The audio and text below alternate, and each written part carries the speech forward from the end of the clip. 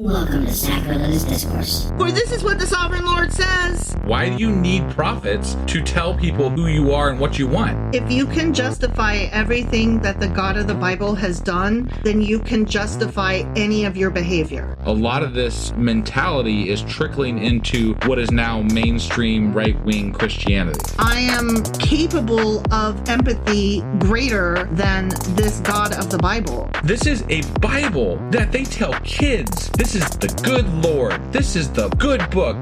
He is fantasizing about murder, mass murder.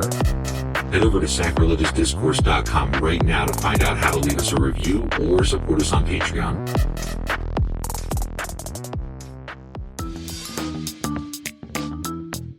Hey there, sinners and saints. It's your favorite Bible-bashing duo from Sacrilegious Discourse, and we need your help. That's right, folks. We're raising funds for some heavenly equipment and a studio that doesn't sound like it's in the depths of hell. Our current setup, let's just say it's more apocalypse than audiophile. So if you want to hear us dissect the Bible without the background noise of demonic squirrels, chip in a few bucks. We're aiming for $5,000 to upgrade our audio and build a studio worthy of blasphemous banter.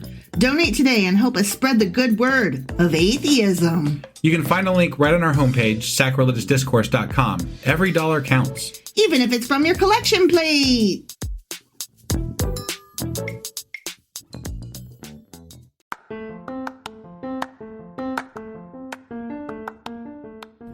Welcome to Sacrilegious Discourse. I'm husband. And I'm wife. Together we're reading the Bible for the very first time.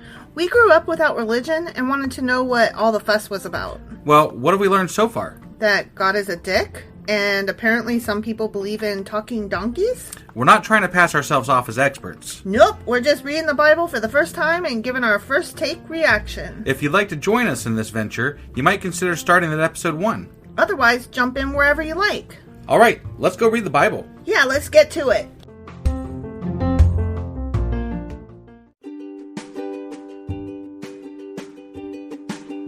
Hey wife, did you know that Anchor is sponsoring our show? Really? Don't we use Anchor to distribute our podcast on Spotify and Apple Podcasts? Yeah, and we are on just about every other platform available as well, thanks to them.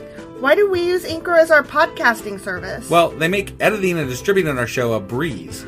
What if one of our listeners wants to start their own podcast? Then they should head over to anchor.fm or download the app to get started. Awesome! You guys should go do that right now! Husband! Wife! Do you remember what happened? So you mean the last episode on Friday, right? Yeah. So I think David kicked some Amalekite ass. Well, but before that, what's his name? Saul had sent him home. Right. And then they came back and their town was burned and their wives were taken. And they were like, WTF, motherfucker. Right. Yeah. And then they asked God. No, not they. David asked God, should I go after him? And God was like, abso-fucking-lutely. Have you ever noticed though, whenever whenever Bible people go fight somebody else, they never talk about how many people died on their side. Right. Like, you know that they couldn't just possibly like kill them all and nobody died on their side. Right. That's not how that works. Right. And so why do they never talk about who died on their side? Because that wouldn't make you excited. I guess. I'm not really excited as it is. I'm like, this is dumb. You guys fight too much. This is supposed to make you see how awesome God is. But he's not. No, I know. And I know. Really the Bible shows me exactly the opposite of that. Right. So, and that didn't work out very well for them. So God said yes, go after him. You're going to get everything back. And then David took his 600 guys. Yeah. But then 200 were like, I'm tired to cross the brook. Right. But then they turned it into, just kidding, they were staying behind to guard the equipment. They weren't too tired. No, they were definitely too tired. That's what they said. That's what they said. So. And then David and his 400.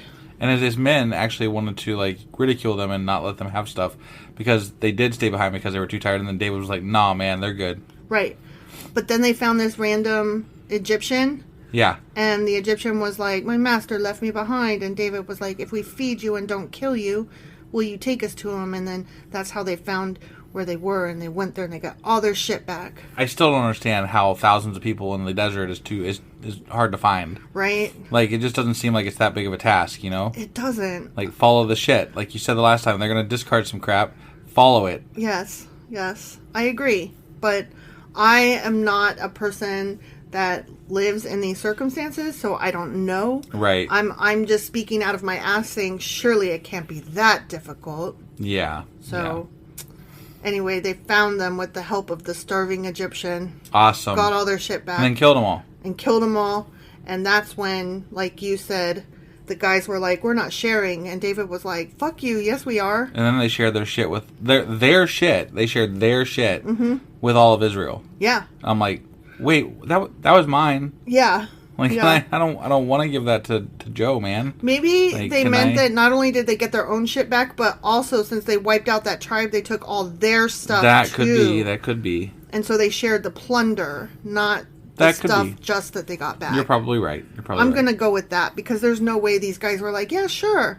I mean, that used to be mine, but I absolutely want to just give it away. Yeah. Right. Give it away now. All right, so that was 1 Samuel chapter 30. And today we are doing 1 Samuel chapter 31, the final chapter of the book of 1 Samuel. Oh, right. Which is just funny to me, because Samuel's been dead for ages now. I know, it seems like it, right? And there's a whole other book in his name. He'll probably come back to life or some bullshit. He already did once. He did. The Witch of Endor raised him. Yeah, I know. It was amazing. Yep. All right, let's go get into this chapter, okay? All right.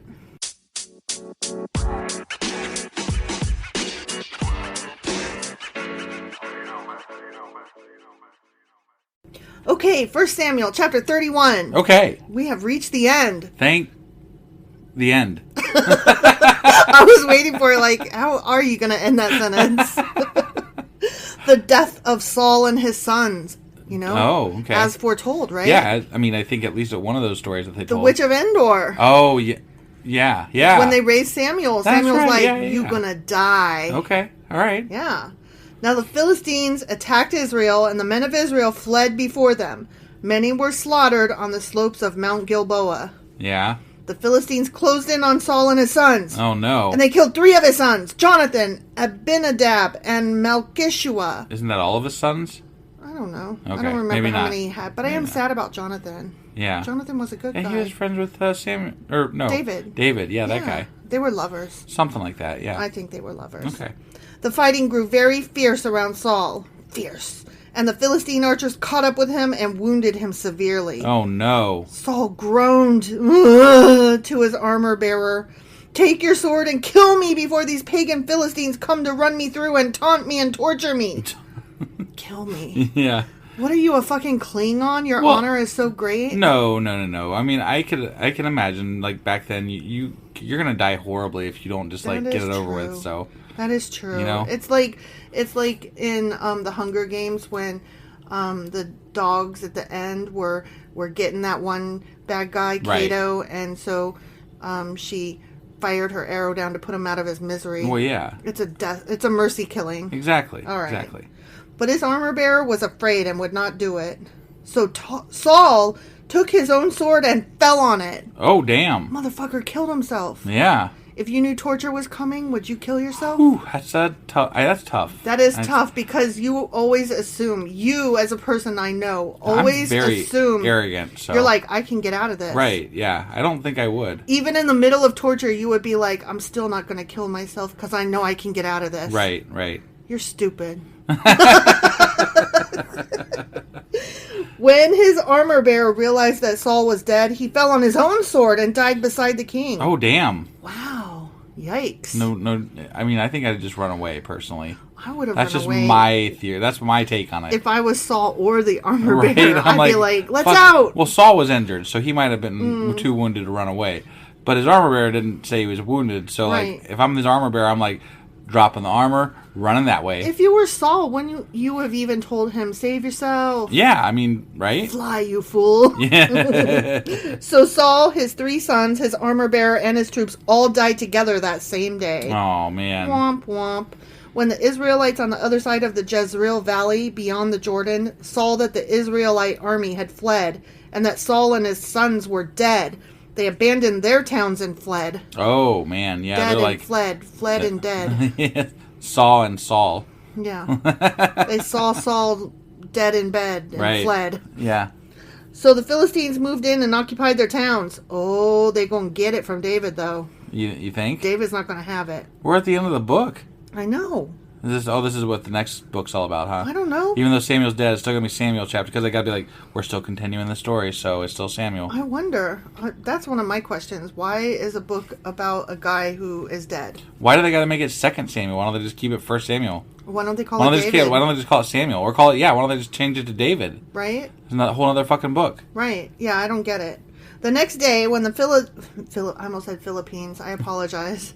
That is not correct. When the Philistines went out to strip the dead, they found the bodies of Saul and his 3 sons on Mount Gilboa. So they cut off Saul's head. Oh, damn. And stripped off his armor. But who cares? He's dead. Do you think these guys, like, I mean, how do they know who's who? Like, do they have meetings like, hey, we're going to kill you later, man? They photocopied pictures and put posters up. Duh. Okay. Then they proclaimed the good news of Saul's death in their pagan temple and to the people throughout the land of Philistia. What?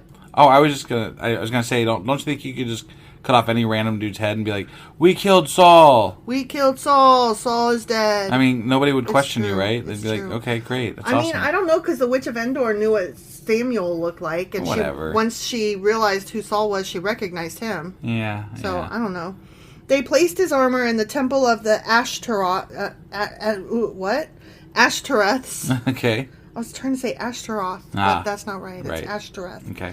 And they fastened his body to the wall of the city of Bethshan. Damn. They are ugly. Right? But when the people of Jabesh Gilead heard what the Philistines had done to Saul, all their mighty warriors traveled through the night to Bethshan and took the bodies of Saul and his sons down from the wall. Just walked right in and just did that. They saw Saul was on the wall, and they took Saul down from the wall. And then they hauled him back. Nice.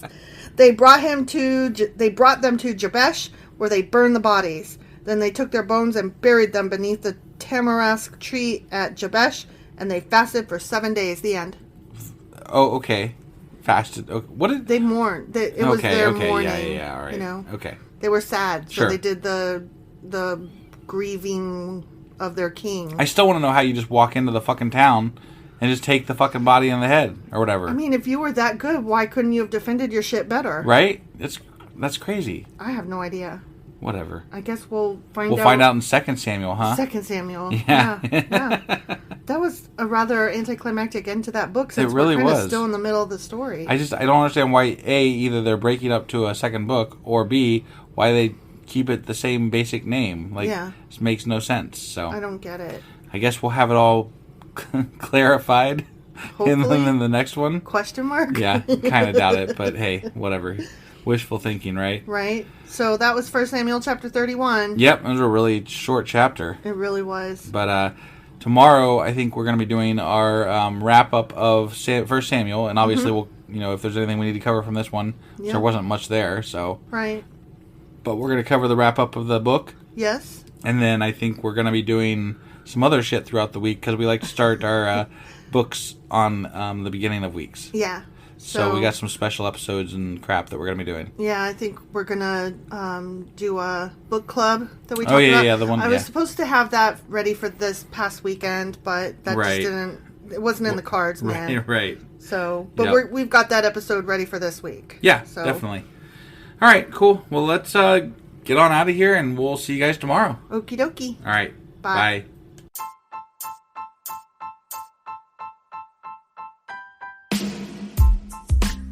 Hey, wife, I guess that's the end?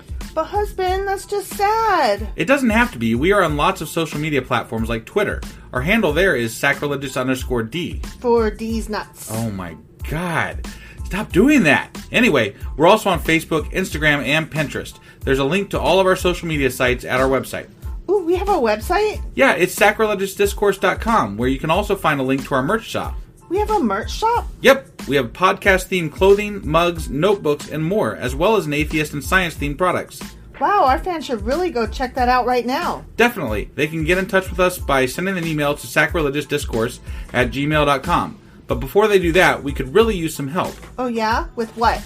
Well, it's not free running the podcast, and we need some financial support in order to get better equipment, which will free up time so we can concentrate on our podcast and our fans. Okay, so what should they do? head over to patreon.com/sacrilegious discourse and sign up as a contributor on our podcast. Supporters there receive additional bi-weekly episodes that we record just for our Patreon members for as little as $2 a month. Also, we'd really appreciate it if you would like and subscribe on whatever platform you're using. And Apple Podcast reviews help us out tremendously. Like and subscribe. Leave an Apple review. Join us on Twitter. Support us on Patreon. That's a lot of instructions. Don't forget to say thanks. Thanks. Okay, bye.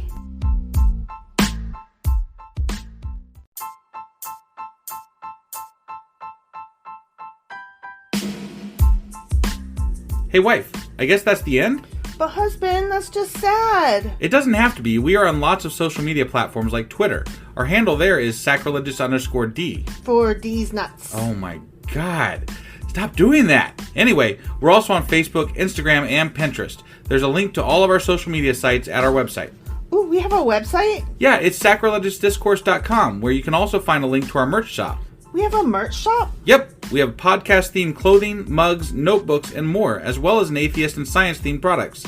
Wow, our fans should really go check that out right now. Definitely. They can get in touch with us by sending an email to sacrilegiousdiscourse@gmail.com.